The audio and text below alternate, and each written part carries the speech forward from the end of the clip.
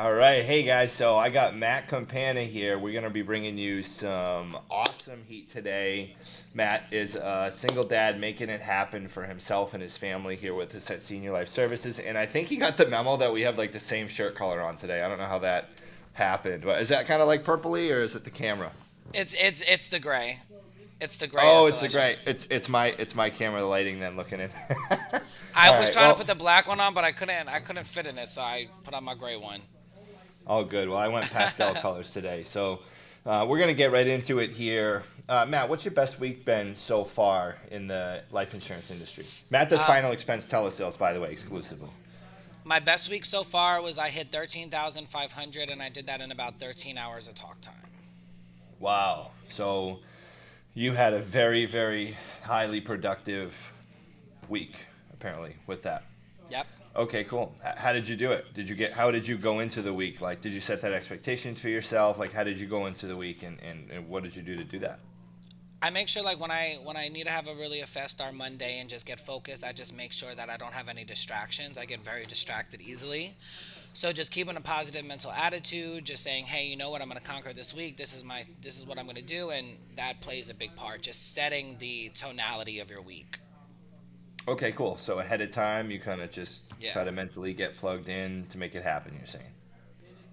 Definitely, just like Okay. making sure I have a good tonality because I just, anything could just put me in a bad space. So I'm like, just got to make sure I stay focused, no distractions. This is what I'm doing. Yeah, man, I relate to that. I think a lot of insurance agents, and I'm sure plenty of people listening in here can relate to like insurance is a job where things going on outside of work can really impact work because you can just get up and leave if you want to, right? Like, 100%. so it's like, this 100%. is pissing me off. I want to go do something else. And then you can do that. Whereas, like, any other job, it's like, well, Matt, we don't care how you feel. You gotta work anyway. So it can be 100%. cool. So why did you get into insurance? Well, to be honest, selling life insurance kind of just fell into my lap. Getting involved in sales fell into my lap. For years, when I went to college, I always thought it was about like having like a title and I want to become a manager and I always just wanted like a salary. But then when one position didn't work out at one other company that I was at, I got promoted into sales. And next thing you know, I loved it. I loved the uncapped commission. And then I grew to become like a trainer and leader. And then I did like a quick career change to try to get out of sales, believe it or not. And then life insurance kind of just fell into my lap now, and I feel like it's just something that I'm really I feel skilled at, and I love the company that I'm with. So I think how I got into it was it really just fell into my lap. I didn't expect to sell life insurance, and what helped me make that transition was having a lot of people that I trusted already doing it. Because I think sometimes with life insurance, I think people get very skeptical of companies, certain companies that are trying to recruit you. So I think having a company that stood by what they said made it easier, to get involved. I had people that were doing it, and then when I got involved, I had a company that just really stood behind you and made it believable. And hey, I sell life insurance for the past year, so Cool, man. Yeah, it's true, and I think anybody here who's gotten licensed can relate to the phone calls and text messages you get and emails from like everybody and their mom who wants to recruit for life insurance. And that's actually why I'm with SLS too. Keep in mind to anybody watching this, the purpose of this video is not to recruit anyone to SLS or to try to tell someone that you're working or not working at a good place. This is just strictly Matt and I's opinion and what we feel and our experiences, and your experiences could be way different. Our goal is to provide value to anyone here. But as a new agent, I'm sure you can relate to everyone trying to provide value to you when you mhm. start. So, You know what I think you get, too? Can I say one thing what's real that? quick while I have it Yeah, on yeah, my yeah. thought? I think for people that are listening that are not involved in sales in general, I think you can have the skills to do it. I know it's scary, but if you take that step forward, being involved in a sales job in a company that backs you up, it's doable and you're able to make that transition. Because I think there's a lot of people out there that have such potential and skills to do it. They're just afraid of not having that security of that, oh, that salary job or that hourly rate to say, hey, I need that 13, 15, 10 an hour. 100%. Yeah. And what you realize once you get good at sales is there's so much more security in that than Yes. that salary or that wage itself. Because, and also too the flexibility, right? Because like, what would you Yeah. be able to do if you were somewhere and you're like, you know what, I'm having a bad day, I'm going home. They'd be like, cool, you can stay there, Hmm. right? Like, so cool. Now, what do you think your biggest strength is when it comes to insurance sales or sales in general? Because I know you said you got into sales, you tried to get out, but it pulled you back in, right? So, um, what what's your biggest strength in sales? That was honestly the most difficult question for me to think about to answer because I don't sometimes when I look at myself, I don't look at myself as like the just the best salesman, and I don't feel like I have like these just under the table unique sales techniques. I think just my biggest strength is honestly just being myself when I speak to clients, and that's when I get the most success. So just like I feel like with my strengths, I would say to be able to quickly, like a lot of my deals I got, I don't spend a lot of time on the phone because I'm not good at certain sales techniques, but just being myself, honestly, I feel like is the biggest thing that helps me on the phone with. That's what I feel like is my biggest strength is more just my personality, to be honest. Well, If that that makes makes sense. sense. Yeah, it makes total sense, and I think that it comes down to the personality. Some people just have it. Like I feel like were you kind of always a personable person? Like you always were Always. kind of okay, yeah, Always. talking it up with everybody. And I was the Yeah. same way. I was the kid in the grocery store. My mom's like, you don't have to talk to everyone in line. You know, so it's personality definitely plays a huge role in it. And I can tell from knowing Matt personally that he definitely has the personality Thank you. for sales and our clients in general. Like, how do you now when how do you balance that, like making a friend with the client and having your personality shine through between like just getting them back onto what they need to do, getting down to business. Um, just staying stern. I mean, obviously, you always want to be able to control the conversation. So when things are just gearing off too much, you just kind of want to, and I'll let them know. I'm like, hey, listen, I'll say comments like, hey, I could talk to you all day.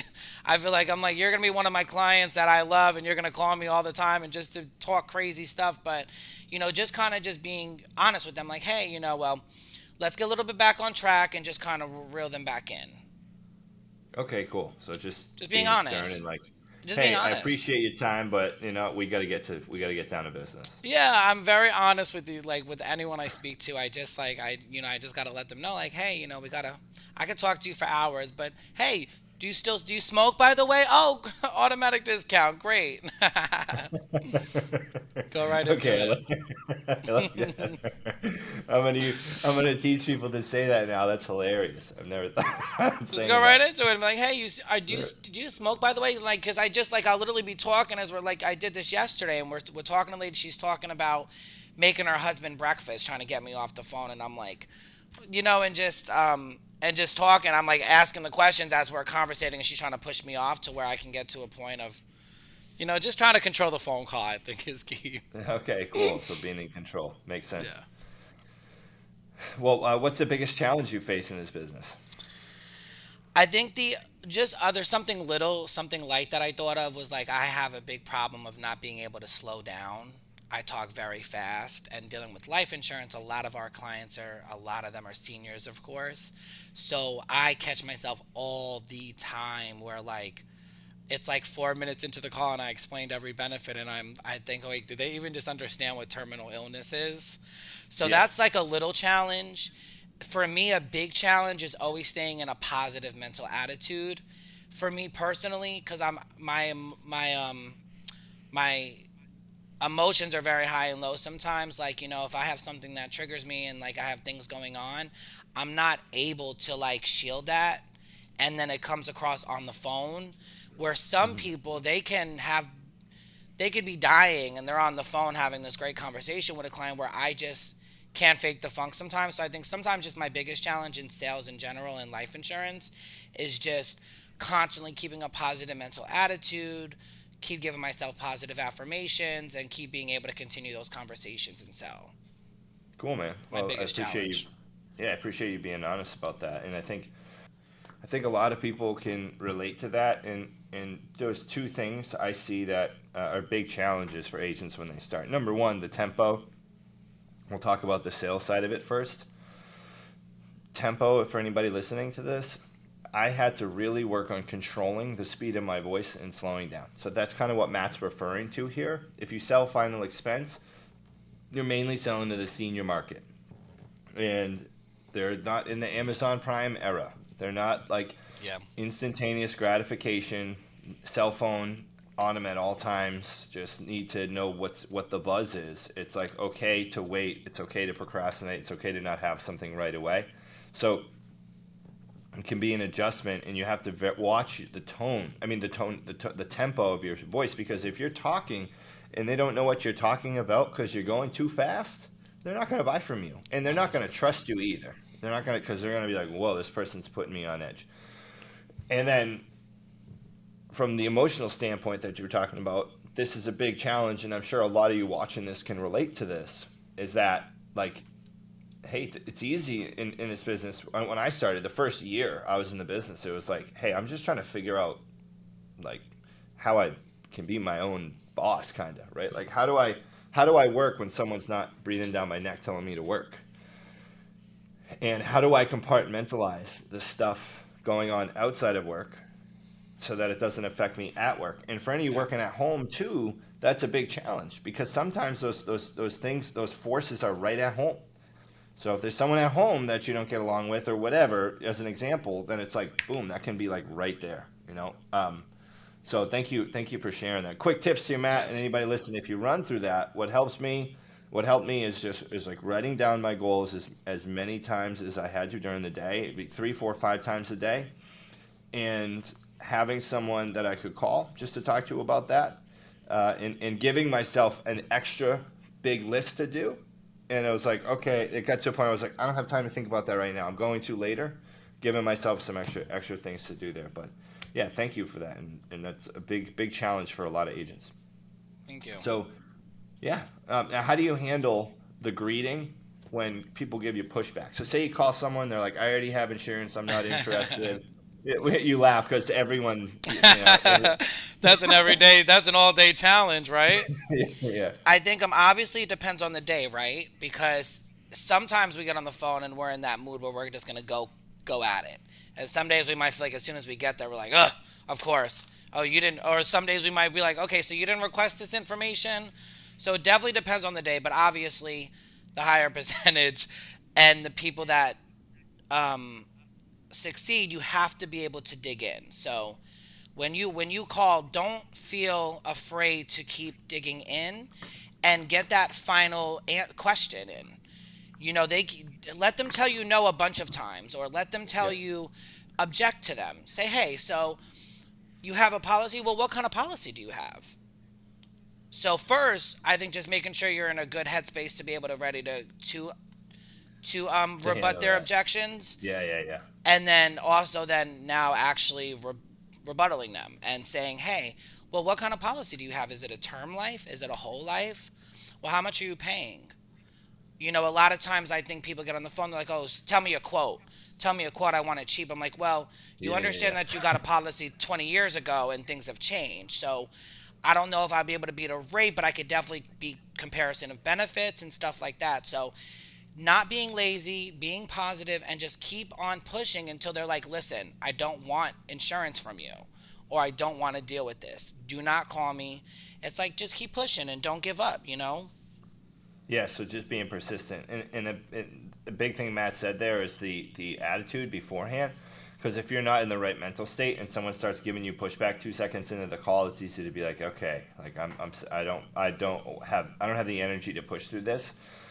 And then his tonality. So if you guys rewind the video and listen back to where he was like, well, what kind of policy do you have? He wasn't like, all right, and is that a term life or a whole life? He wasn't like that. He was like very inquisitive and sort of like a harmless way of asking, that tone that was put off. So if any of you guys try to say that, where you're like, hey, what type of insurance do you have? And you don't use the right tone, you may not get the same reaction that Matt gets. But I'm sure for every 5 times you say that, Matt, three people hang up on you, one lets you go through, and the other one you kind of gotta push a little bit. So Yep. So it's like when you get those two no's, don't just give up and say, "Hey, for the rest of the day, I'm not going to," because I think that's what happens is at some point we feel so defeated. We're like everyone's like, "Oh, of course not. Of course not." Click. You're hanging up before them. Why? You should never yeah, hang up before the client.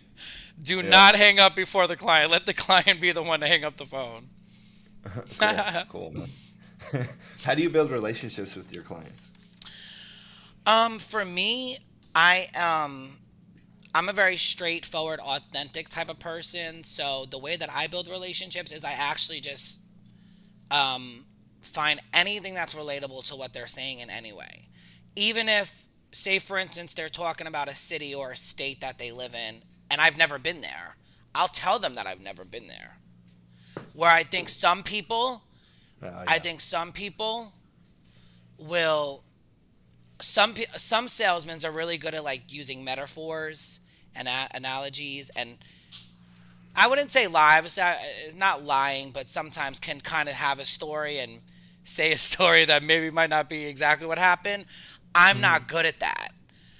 I'm not good at being like, oh yeah, well, it was just raining yesterday, even though it wasn't raining and stuff like that. So the way that I build friendships is I'm very relatable to them. I spoke to a client yesterday. She was 85. She was still smoking cigarettes and she had lung cancer a couple years ago, and Oh gosh. it was a great conversation, but I was able to just relate to her and explain like a funny scenario of my grandma who was 83 in a nursing home with an oxygen tank on her wheelchair still trying to smuggle in cigarettes to the nursing home because she was Oh one my of god. those 85-year-old ladies just from New York. She was never giving up. And Yeah, yeah, so yeah. I just try to be relatable, and if I don't have find something to relate to them about, I just kind of move on. I just like to be authentic to who I'm talking to, and I succeed more when I'm just authentic to the conversation. Cool. Yeah, and I see like a lot of people sometimes freeze up. They don't know how to have a conversation. I think that's one thing that really helps you, Matt, is just you probably like I said, I know you've been a conversationalist for a long time, if not your whole life. A lot of new agents struggle with that. So if you're listening to this and you're like, I just don't know how to build a conversation with someone, all it is when someone tells you something, think of how you can compare your life or someone else's life that you know to the situation they're talking about. It doesn't have to be you. It can be third party, but don't lie. Yes, Don't be like, "Oh yeah, my friend's grandma, she you know. exactly, because they'll know. They'll pick it up. If you're Yeah. already freezing and then you're lying and you're not being real, they will know. They will hear that through the phone 100%. Yeah, exactly. So, being genuine with comparison. So, what Matt means is this is in the fact finding part of the presentation when you're going through and actually through the whole thing. But I find for me a lot of it happens when we're asking them like what their health conditions are, if they can make decisions on their own, stuff like that. Like in the intelligence gathering, fact finding, when we're asking them about the policy questions, but we're also asking them questions about themselves to have something to compare about. So, what do you do to separate non-buyers from buyers? Like, how do you determine? Because I hear so many new agents just like waste time presenting to people who they should Yeah. never present to. How do you You know what I mean? Because when you start, you may have done that too, and then you're like, dude, I knew they weren't going to buy. How do you separate that? Because if you didn't separate that, first off, guys, if he didn't separate that, he wouldn't be so productive in the time that he works, right? Because he's like, I had 13,000 AP with 13 hours on the phone. So, like, if he wasn't separating those people, he wouldn't have had that. So what do you do? I think just listening to the tone of the call, I think we all hear a lot of the same things initially in the beginning, and I think it's a matter of listening to their tone as well.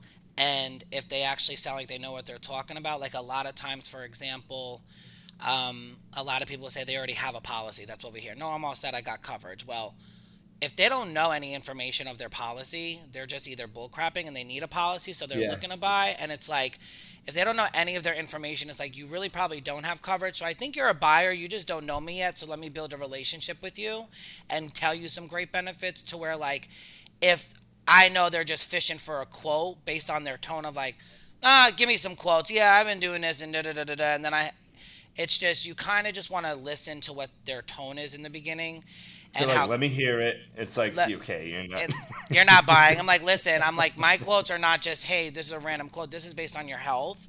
I point out the fact that I deal with state, federally regulated companies that are actually going to pay your family. So if you'd like to listen to that and hear those benefits, that's what I can do.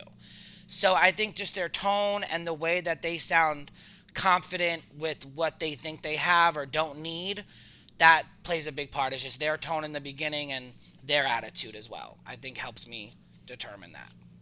Okay, cool, man. Does that Awesome. make Well, thank you. sense? Yeah, that makes a ton of sense. So, like, if someone gives pushback at the end, one of my favorite questions to ask as I get into handling the rebuttal is just, hey, let me ask you a question. Like, does it make sense to you? Like, does getting a life insurance plan even make sense to you? Does this program make sense? And if they're like, no, then it's like, okay, there's not much I can Yeah. really do. You have zero interest. So, guys, what he's saying here is like in the beginning, you have to isolate smoke screens from objections, and you have to isolate like if someone's just scared to talk to you or not. So like someone can be like, oh, I have a policy, and you're like, oh, what do you got? And they're like, well, I don't really know. And then it's like, okay, well, but they're still on the phone talking to you. Then it's like, okay, let me try to bring this person through a presentation, right?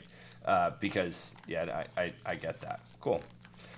What's your favorite objection to overcome? Like, what's one objection you think you're really good at? My favorite objection is I want to speak to my wife or husband or I want to speak to my kids. And I don't think necessarily you're as a trainer you're going to like what I No, maybe whatever. I say. mean, everybody has their own thing. Listen, I've worked with people who have said the most outrageous things, and it's like, okay, Well, just SLS, don't kill me. But no, just no, it's nothing bad at all. I don't do anything bad or nothing like that. I just no, utilize no, what tools we have sometimes. Where I know we're a very big e-check company, and we want immediate payment in a way because it's right? Especially if they have immediate coverage, we want them to pay so that way they're covered. But I've done it down there interested, and my last objection is, well, I need to think about it. Well, I'll say this. You want to hear exactly what I say, or so yeah, that's yeah. my Like, so I'm gonna reply to you. So I'm gonna say, yeah, Matt. We'll do think about it first. I gotta talk. I gotta think about it. okay. But I understand you want to think about it, but at least let's give you actual physical stuff to think about, and not only that, but let's. Sorry, I just got nervous getting in I rebuttal know you hold get on, role thrown on the play spot. mode with Yeah, you. no way. Yeah, But yeah, I no, get it. just explaining them and saying, hey, you need something to think about, but what is there to think about with nothing in front of you? So I understand you want to take the time, but you've been thinking about this for a while. Let's at least see what we can get you approved for. Because honestly, if I know me and if I go to my spouse or my child and I'm my son and I'm like, hey, I just spoke to someone on the phone. They want me to buy this policy for $100 a month. They're going to be like, what? No, let's see what we can get you approved for. Let's set a payment further out. Let's at least see what we can get you in and get the packages sent out to you. Because I know for a fact you're not going to want to cancel. These are great benefits. We have great policies here with the companies we deal with. So I understand you want to think about it, but let's actually give you something physical for that way you can have a more educated conversation with your spouse. And I take advantage of the D1P. I do that. So that's Hmm. me being honest. I think it helps. And, Yeah, of don't lose course. the sale because you can't get immediate payment either. Yeah, no, exactly. Yeah, so D1P for anyone not. Matt hasn't worked anywhere selling life insurance except SLS. I think maybe he has, but I don't. This may have been. Was No, this your this is first? my first. Yeah, yeah, yeah, first one and only. So he D1P is just a post dated first payment. So what he's Yeah. saying is he uses that close, and he's totally right. Like we do try to get the payment that day, but don't lose a sale because the client won't pay that. And sometimes all it is like they just have to think about. There's many things they have to think about. It could be I don't know if I trust you, or like I don't really know even exactly how much coverage I want, or whatever it may be. So helping to get the ball rolling on that is a big deal. So now we're gonna practice. If I said I have to talk to my wife, what would you say if I was like that? I gotta mull it over with my wife. Well, basically the same thing. Well, first I'll ask questions like, well, are they available now? Can we call them on a Hmm. three-way call? Because you're interested and we've spoke with you a couple of times. So I don't want to see you keep putting this off. This is important for you and your family. Why? I understand you want to speak to them, but again, let's see what we can get you approved for. Let's get the application in. Stop putting this off. This is important. You need this 10,000 for your family. So, if we can call your spouse, let's call them now. Let's see what we can do to get them on the phone. Or if not, again, let's get the application in, get you at least some packages sent out so that way your wife doesn't look at you crazy and say, hey, who are you talking to? Get off the phone, and Yeah. see what we can get you approved for. Cool. All right. Awesome, man. Now, this is kind of random question I'm throwing at you here. Is like on say you're like on if you're gonna have an on fire week, what would your schedule look like? Because everybody's got a different thing. Like me, I'm like an up at 4:30 in the morning type of psycho. Not everybody is that. So what works for you? Maybe some people listening can relate to that. I think the people that will relate to me are the people that feel like sometimes we could be a little bit more consistent some weeks than others, and also feel like maybe we're not as consistent as we can be. So I think for the people that, for me, who has children and schooling and all this and every other excuse in the book we make, um, I think just being very stern with, okay, this is my schedule, this is what it is. So if you feel like you can't produce 3 hours or 5 hours of talk time in the day because you're not able to work from the regular 8 to 5, figure out how you can implement in your life that opportunity to call those um, Pacific clients. So if you know that realistically you're not getting 5 hours of talk time because you can only work 10 to 3 like me, then figure out what you need to do in your life to be able to get that extra grind be able to Hmm. call those afternoon clients from, hey, you're a parent, put your kids to bed at whatever time you put them to bed, and then dedicate that hour or two or a couple of times a week to get those extra hours. But it Hmm. all depends on what type of pay you want and what type of employee you For want to sure. be. Because if you don't want to say, hey, make 150, 200,000 one day, then go ahead and keep, allowing yourself to not have that schedule. But the best advice is just being super consistent and, hey, these are the hours I'm going to dedicate to this. I'm not going to sit here and lie to my boss in the morning and say, oh yeah, I could work till 3 and get 5 hours, and just be honest that, hey, you might need that 2 extra hours or 3 extra hours in the afternoon and dedicate to it. So just being consistent with yourself and honest is key. Okay, cool. So consistency and honesty and consistency. I think in the first, usually the first like year of being in the business, is hard for a new agent. There are a lot of other factors in our lives that we're trying to organize.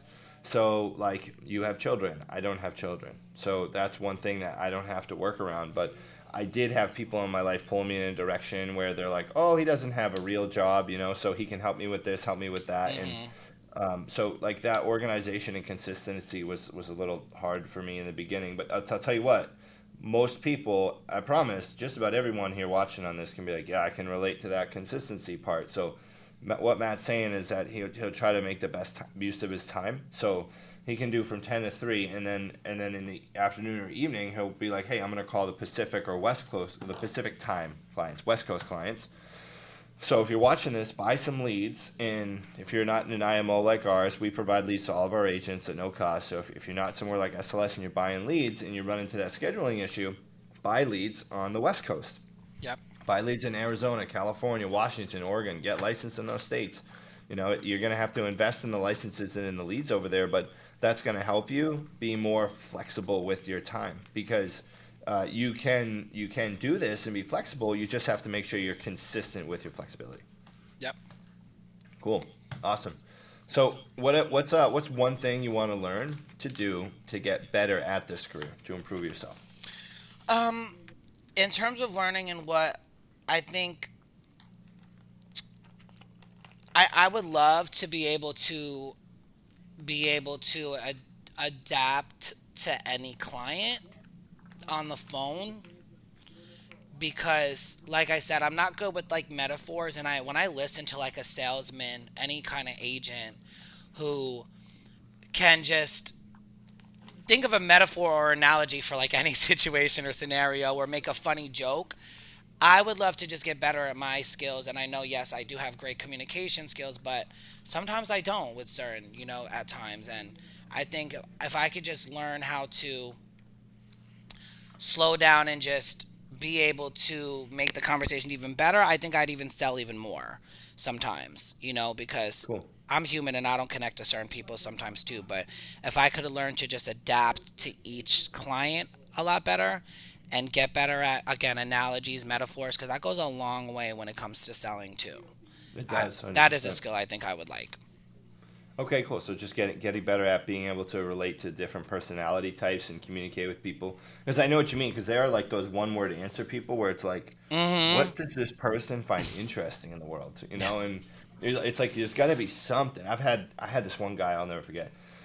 He was just yup, nope, yup, nope, yup, yup, nope, nope. And then I asked him. He was tall, and he was really tall, and he was heavy, and not like heavy, but you could tell he's probably a stocky guy. And I'm like, oh, did you play sports in high school? And he just went off about his high school football career for like 10 minutes. All of a sudden out of the blue. So it's like sometimes finding what makes people tick. Yep.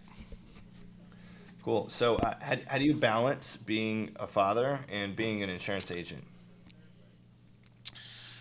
I think the key again is just with that is just, having a set schedule and writing down your schedule for the week and making sure your kids and involve your kids with that schedule. Make them understand that as well because it's not easy. For instance, I've been homeschooling my son since last week. So last week I pulled 6,500 from home and I hate working from home. I'm Yeah. not a work at home person. I hate working from home.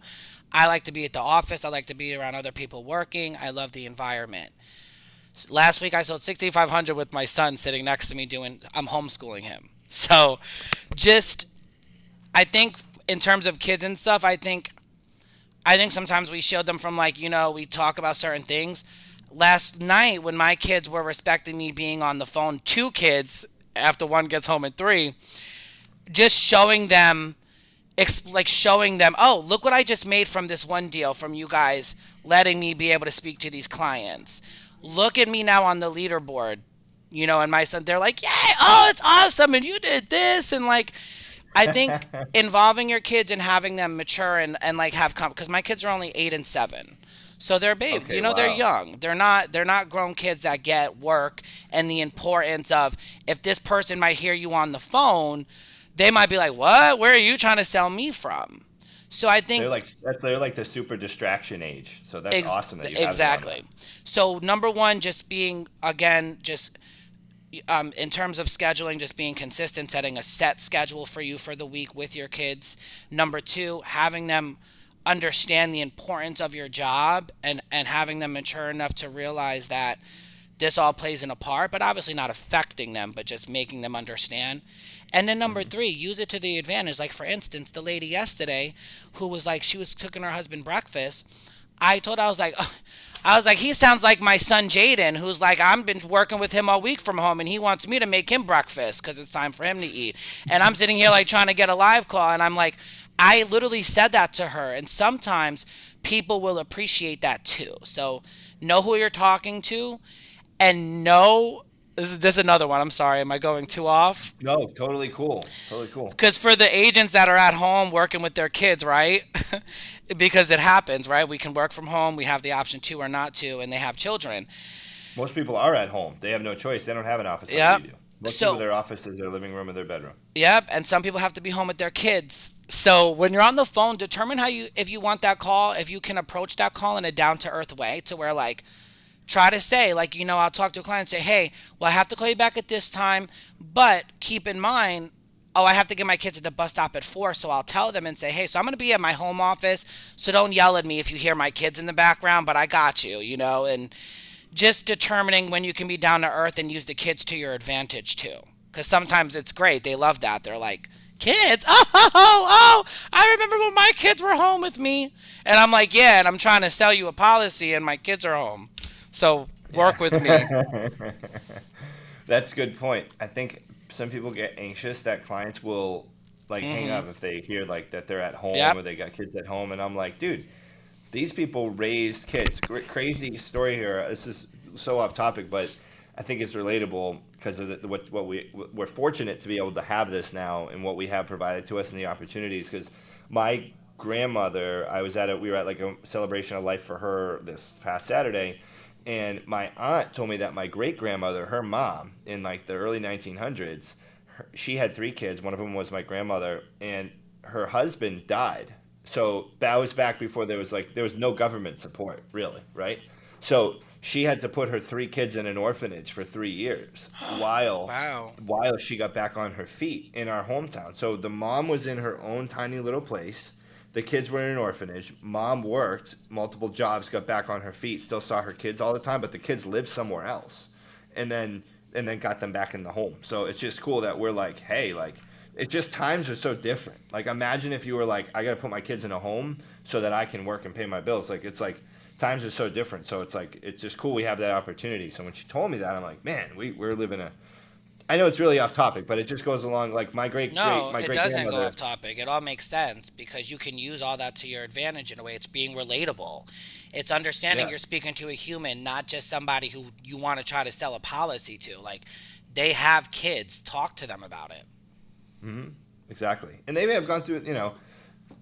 They may have gone through similar situation where I think everybody who has kids goes through like, hey, how do we like manage our lives with these two, three, four, five humans that depend on us too, right? Cool. Um, what do you like to do with your kids for fun? We do. I'm one of the. I do everything with my kids. I take them everywhere. But what we do like to do for fun, I'm the type of dad. I don't like to be hot. I hate the heat.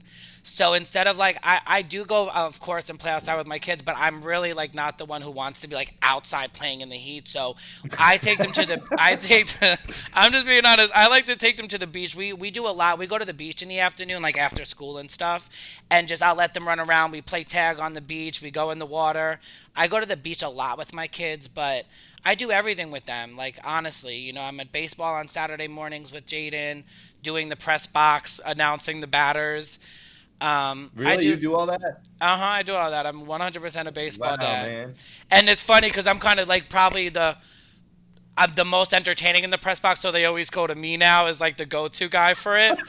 And their mom is like in the dugout helping out, so we're both just involved in that way. And I take my kids to church class, and they're making their communions. We just do everything. Like I'm not afraid. I think some parents forget that some kids are tough in public. Some kids can be very tough, but you got to be able to get them out and show them that kids go out. I take my kids to restaurants, but I'm not the one that's going to not take my kid to a restaurant. I'm the one that's going to teach my kid to sit at a restaurant and just, behave. So I do a So wait, lot they're with eight them. and seven, right? Yes. 2 boys. Yep. Oh my God, they must And fight all they're the time. all the time.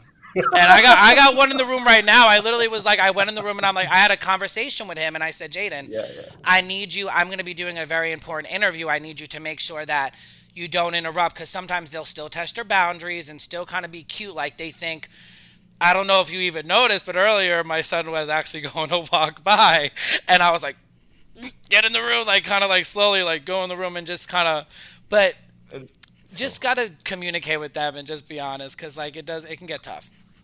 yeah, the reason why I asked when the restaurant thing, you were like some kids can be tough to take out in public. So me and my brother were 18 months apart, and we fought everywhere we went. Like literally, there was nowhere we went. Restaurant, party, church. Like we'd be in church like kicking each other. Like Yes. just like I would like pinch him real hard on the back of his arm, and he'd be like, whoa, and so it was like. It was always that like thing. So I can it makes me what I think of as my dad just being like, we can't even go out to eat, guys. I Like, what are you doing?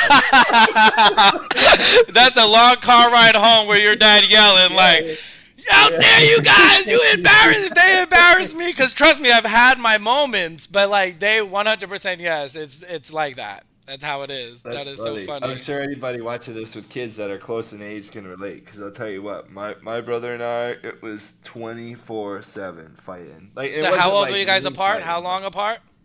18 months, so a year and a half. That's So exactly my kid. So it's yeah, from firsthand. It's like especially you'll 2 boys. It's like, oh your god. conversation with your brother is like, no, no, no, this, you didn't do this, and you did this wrong. Get Yeah, off of me. Oh, I'm telling on you. And then they're in the room being best friends, figuring yeah, out their yeah. next thing to do. It's funny. Yeah, yeah, that's how it was for me. We were like, ah, Yeah.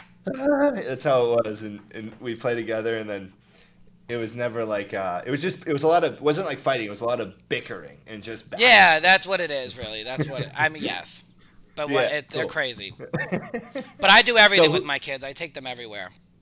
awesome, cool man, awesome. So who's had the biggest impact? And also, first off, you're having a huge. You're I'm gonna go back to that. You're like seriously the way that you can be a positive role model on your kids with that, and be a good dad. Show them what it's like to work hard and be successful and make things work. They may not totally like a lot of children don't have the reality of that now, but I promise down the road they're gonna be like, man, dad really did what he had to do. So who's had the biggest impact on your growth and development here at SLS? I have to say one person in particular, and then I gotta like say at least like six other names. But the one, honestly, I think since I've started, the one person who truly has kept me from jumping off the ledge, has helped me with product knowledge, who reaches out as just like a support, is Nicole Mills. And if she listens to this in any way or hears it, like, I just want to say thank you. And I don't want to get emotional. Like, I'm very an emotional person. I will literally cry on this call because she'll text me based on just like her feelings and be like, my spidey senses are going off. You okay? And just like she has been my rock throughout this entire process because not only did she come from a place of being like, hey, I get it. Like, if you're going through stuff, this is not, and she's realistic, but she's also like, does that manager push in a way that's also down to earth? Like, Yeah, well, Matthew, I mean, you pulled 5,000 with 3 hours of talk time.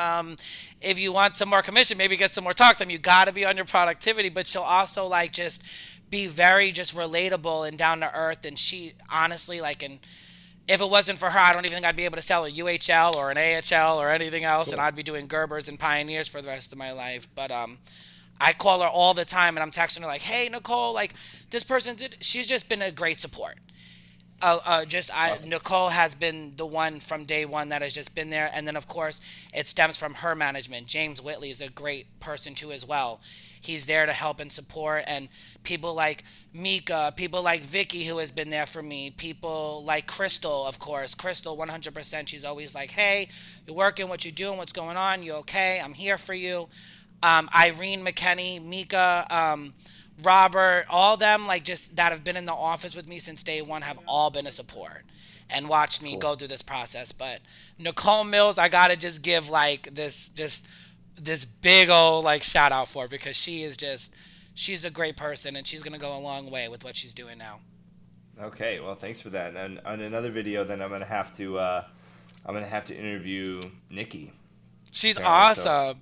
She's yeah, Nikki awesome. Nicole is Nikki. So cool. And if you want to watch an interview that of someone else with SLS who has worked right alongside Matt here, you want to look up. There's going to be a a tag that shows Alexis Berger interview, and there's an interview I have with Alexis Berger. Lexi, I love she Lexi. works in the office with Matt here, so if you Justin want to and watch any Grant clip too. on I'm that. so sorry. And Grant too. I can't even Yeah. think of not saying Grant. I have meetings with Grant. He pushes Grant me. Doherty.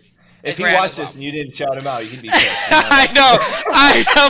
I'm like, wait, I got a meeting with him when? When is it? Tomorrow, Monday? Hold on. Hold on. I'm like, no, Grant, I love you, Grant. I don't know. I just got caught up with Nicole always because It's all she's my good. rock. It's all good. No, Grant's awesome. I'm just joking. Grant's awesome. He definitely deserves a lot of credit. I met him Grant's in the like, upper management section. That's when I said of management. I yeah, met like Grant too. yeah, exactly, for sure. Grant helps Love a you, lot of our Grant. agents here who have just accountability stuff and want help getting focused. So awesome. So, what have you accomplished in your personal and professional life since joining SLS and getting into insurance in general? I guess. I think reinventing and learning myself again. To be honest, and Okay. in a introspective way, not just Hmm. SLS way. I mean, there's a lot I've learned. I learned how to sell life insurance, and I've learned to, um, talk about it because there was always three things I never knew about growing up, and that was credit, taxes, and life insurance and insurance. And so obviously as I got older, I made mistakes as younger. Taught myself about credit, and learned about taxes, dealing with tax resolution. And now I know about insurance and life insurance, and it makes sense. And when someone says a whole or term, I truly understand it. So, product knowledge and that type of stuff I learned. But I think what I've gone through, like I said, this kind of fell on my lap in a way. I didn't Well, I expect mean, to like be in terms of personal development, like what's something that you have accomplished personally since you started with SLS or in life insurance? like, you mean like something attainable? Like yeah, like so. For instance, if it's like, oh, you're able to example, like I was able to Sorry. establish it's okay. I was able to establish a work-life balance with having my kids at home, or like that's like a personal accomplishment. You know, like I hit this thing, or it could even be professional. Like what have you accomplished? What would you say if I was like, what have you accomplished for yourself I since you think started selling insurance that you're proud of? What are you proud of since doing it? I'm proud of, honestly, like, just I became stronger like doing this, because like I said before, here I didn't expect to wind up here, and I was going through a lot. So I think just being with a company that pushes you to do good, gives you the opportunity, I really learned to, yes, have more control over me, learning myself again, some new skills, and yes, finding that work life balance with me and the kids too, like everything. I think I really learned a lot. if Cool. that makes if that makes sense. I think I've gone through so much this past year, almost more than I've ever had in a way. It's weird how things happen, but I just learned a lot about myself again, to be honest. Well, that's huge, man, and I think that speaks volumes for how much you've been able to do and overcome, right? Like it's like, and I think I would say honestly, the biggest accomplishment out of all that is you didn't quit. Like that's the Yep. biggest thing. Like you didn't quit because people go through that stuff. I'm not going to use any profane language. People go through that stuff and like right Yep. out. But Matt stuck with it, but he hasn't been afraid to reach out for help to people in his life and been like, hey, 100%. I'm in a tough spot. I'm in a rough headspace right now. Help me get out of it. And I think that's what the support system here has is huge, and that's why so many agents, like, I love when people, I just love that. I love that you push through and you're doing your thing. So Thank you. yep. And then what do you want to accomplish in the future for yourself? What are some of your longer term goals? In terms of SLS, I see myself becoming a recruiter, and also eventually at some point a coach. And then of course, I'm going to keep qualifying for those trips, enjoying the President's Club. But long term, I see myself being, I definitely am into the training, side of things, and becoming a recruiter, because it's like what I'm passionate about, helping others. So at some Cool. point in the future, I think I definitely want to be a recruiter and trainer, and having a team under me at some point, long term. Awesome. I think you'd be a great leader, man. I think you Thank could be a you. huge powerful example to people because there's some things I've been through that a lot of other people haven't been through, but there's some things other people have been through who I haven't been through. Like, for instance, when someone's like, "Oh, I can't ever work because I have kids," and then I'm like, I can't really rebut that Yeah. because I don't have kids, you know. But like I've honestly, to my whole life, I've been the person. Like people have been like, oh well, once this happens, you won't be able to do it. Once this happens, you won't be able to do it. But then I have people like you that serve as a power of example. Like, hey, I can still hit 6, 7, 8, 9, 10, 11, 12, 13,000 AP, and be there Yep. and make it happen. And I think some parents too, I see, are like, I don't know, like you're very good obviously with telling your kids like, yo, dad's gonna work right now. Like you guys do your thing, but. So cool, man. If anybody wants to get in touch with Matt, it's what is it, mattcampana.sls or something, your email? Yep. Matthew with two T's, campana.sls@gmail.com. Cool. So I'm gonna put it on the screen here. You're gonna see it matthewcampana.sls@gmail.com. You're also gonna see in the description of the video Matt's email. I'm gonna drop it in there. And once again, if you guys look up, you are going to see an ability to click on an interview with Lexi Berger. So you can click on that and enjoy the next interview. Thanks, everybody. Thank you, Justin.